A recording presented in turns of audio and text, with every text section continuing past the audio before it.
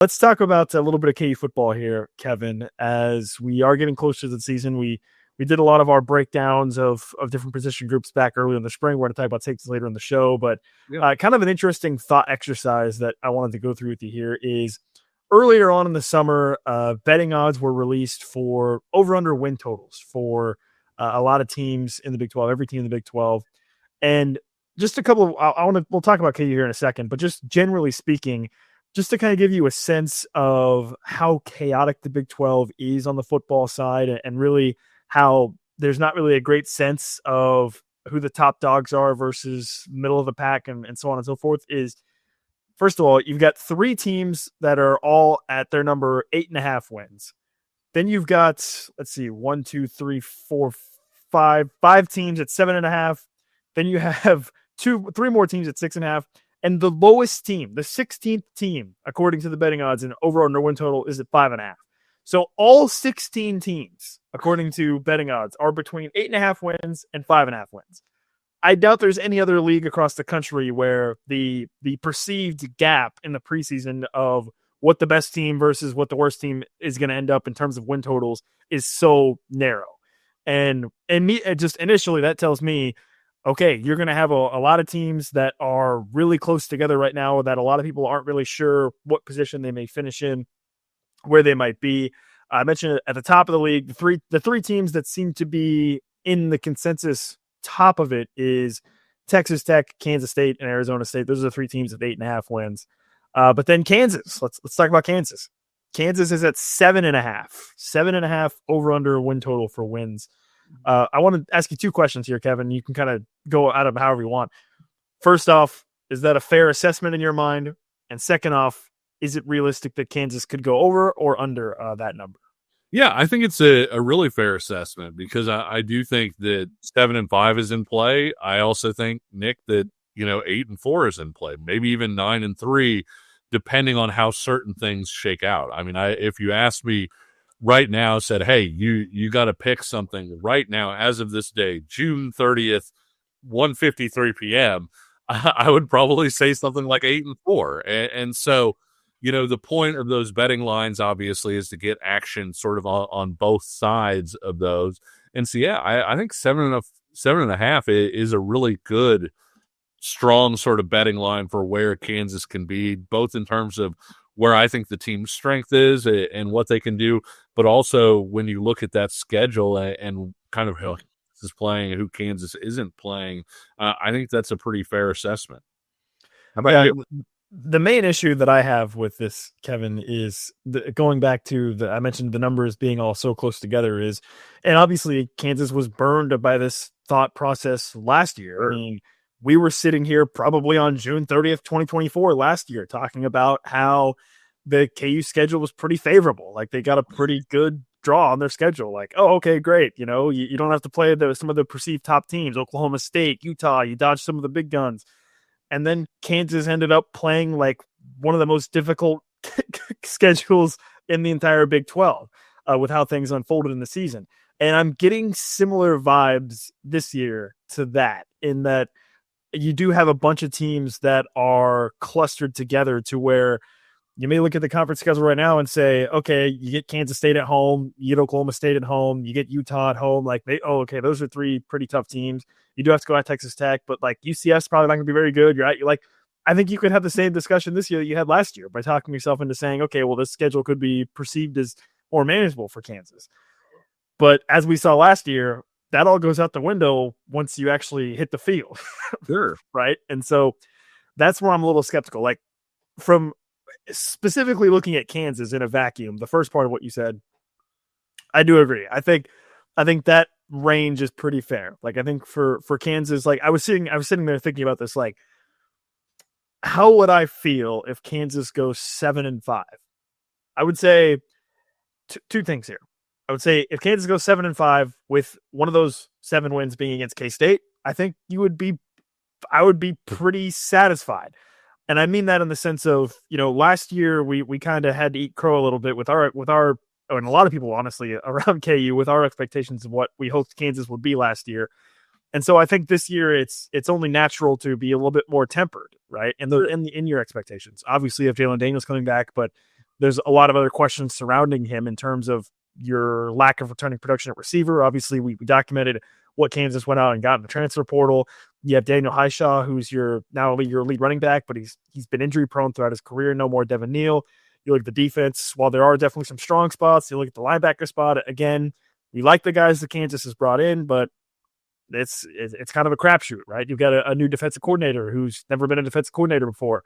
You have Jim Zabrowski as your offensive coordinator, who we saw in a little bit, and we liked what we saw a little bit, but obviously he's still, I would say, a relatively new offensive coordinator. So I think it's only realistic to be tempered a bit more in the expectations of Kansas this year compared to maybe where we were last year, considering the circumstances. But yeah, so with that in mind, if Kansas goes 7-5 with a win against K-State, I think I would be pretty happy because you're going to a bowl game. You're probably not going to the Liberty Bowl, which is that's like the only bowl I want to avoid. I don't want to go back to the Liberty Bowl. Sorry. Listen, I get it. Kansas was bad for a long time. We're really excited to go to the Liberty Bowl back in 2022. I strive for more now for Kansas. I don't want to go back to the Liberty Bowl. So as long as you dodge that, I'm happy. So in that scenario, I'd be pretty happy. That would obviously actually be under what the suggested win total is as well. So that's something to consider. On the flip side, yes, I think you could easily talk yourself into, well, okay, Jalen Daniels is coming back. He doesn't have any injury limitations really through the summer and into fall camp, at least we hope at this point. And so that should allow him to be a full go coming into the season where maybe a lot of that rust factor that we talked about last year would not hinder him as much. And if he's able to build that chemistry with the new receivers, then maybe this offense is explosive. And then maybe you look at the defense and say, okay, well, they've got a real stable of strong defensive tackles. Your favorite position group, Kevin. Yeah. They've got some guys on the edge that you feel like can be effective with Dean Miller and Justice Finkley. If the linebackers come out and play well right away, and the secondary comes together, which we'll obviously talk about Texas later on the show, then okay, yeah, maybe you do go win 8 or 9 games in that scenario. I mean, when I look at the schedule, and obviously we'll have plenty of time, I think, leading up to the season to break down the schedule more in depth, but just sort of at first glance, you look at the non-conference and you say, okay, Fresno State and Wagner, that should be 2 wins. Missouri on the road, that's going to be a tough game. Probably could say it's a loss. Then you get West Virginia at home, Cincinnati at home, 2 games you probably could win. At UCF, at Texas Tech. Texas Tech could be tough. Kansas State, of course, we know it's a coin flip. Oklahoma State at home. A team that Kansas has historically struggled with, although they have had some good results against them in more recent memory. And then at Arizona, at Iowa State. You've beaten Iowa State 3 years in a row, but it's on the road in Ames. That's a late November game. Going to be a challenging game, I think, probably regardless.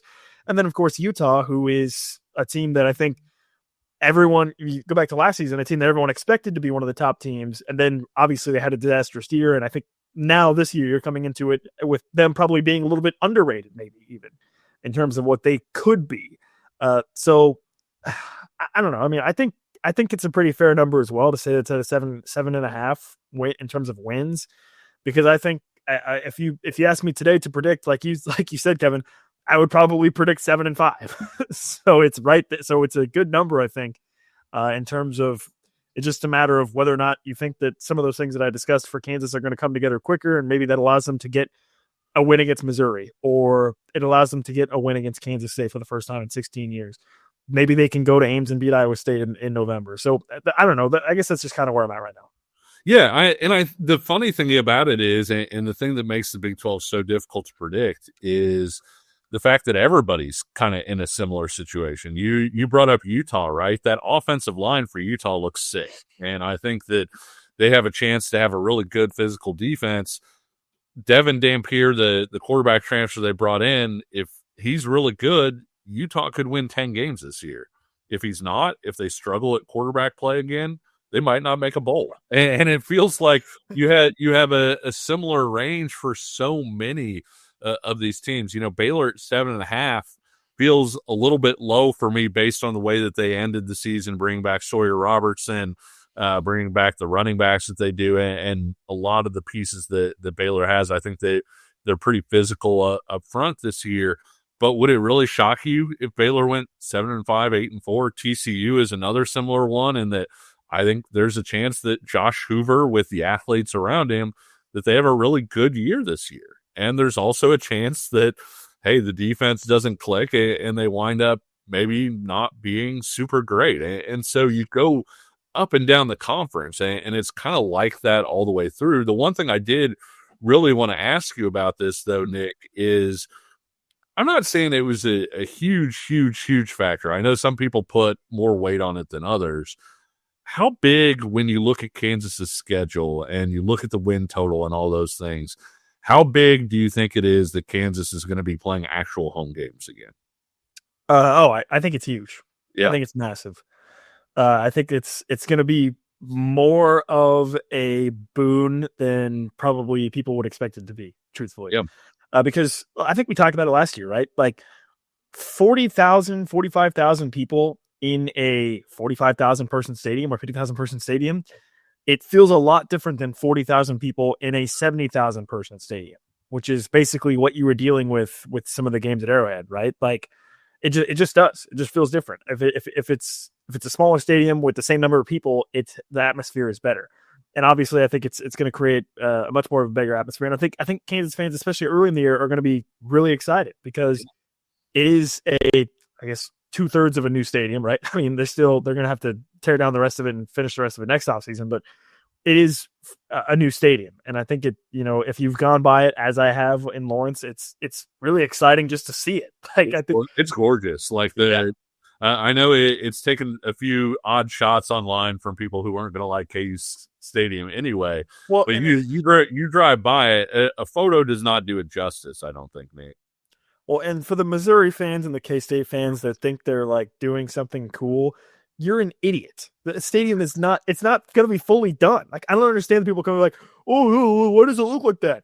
Because it's not done. Okay. It's going to be 2/3 and then they'll do the rest after this offseason. Like, it's the best case scenario. Otherwise you'd be talking about playing 2 whole seasons away from your home stadium if you tried to just, wait until it was fully done. Right. I think the other part that maybe we slept on at the time, Nick, and I'm not saying KU would have gone 7-5 last year if they had played at the Boot. That's not what I'm saying at all. I'm not going to attribute that level of success to it. Although, obviously they did lose some close games, when you look at like UNLV, for instance, playing that at Sporting versus playing that at home. I do think one of the things that maybe we slept on a little bit, Nick, was the convenience factor of getting ready to play at home, having all your facilities ready and easy to use and all the things that they had to kind of work around last year. All of a sudden, those are going to be the same conveniences for Kansas that they are for everybody else playing at home, and that you're going to be able to practice in your usual spots. Your weights are going to be right there. All of the different things that they had to kind of try and find a way to work around last year, they no longer have to work around. And even beyond that, Nick, is somebody who, got at least the base level tour of the facilities when they gave us a chance to look at the stadium a little bit. This place is built to be convenient, where they can hop from one thing to the next in a way that maybe they weren't able to as well before. And so I think when you add the amenities and all of the things that they have there, I think that's going to be another upgrade for playing at home that they didn't have last year, beyond just what happens on Saturdays in terms of which stadium you're playing in. Something else to keep in mind is that Kansas is going to have 7 home games this year. Yep. 4 of them are before October. They have 4 home games before October, and then they have Kansas State on October 25th, Oklahoma State November 1st, and they finish the year against Utah November 28th. But you're talking about a lot of home games early in the year as well for KU. So that when you talk about the comfort factor for Kansas, and especially for a team that has a lot of new faces, when you talk about transfers and whatnot, having that comfort ability of being able to play at home for 3-4 games early in the year, maybe that does help a little bit, right? With some of that stuff where you don't have to worry about traveling. You can just focus on getting ready, going through your game plan and everything, and then playing at home. So I don't know, something else to consider.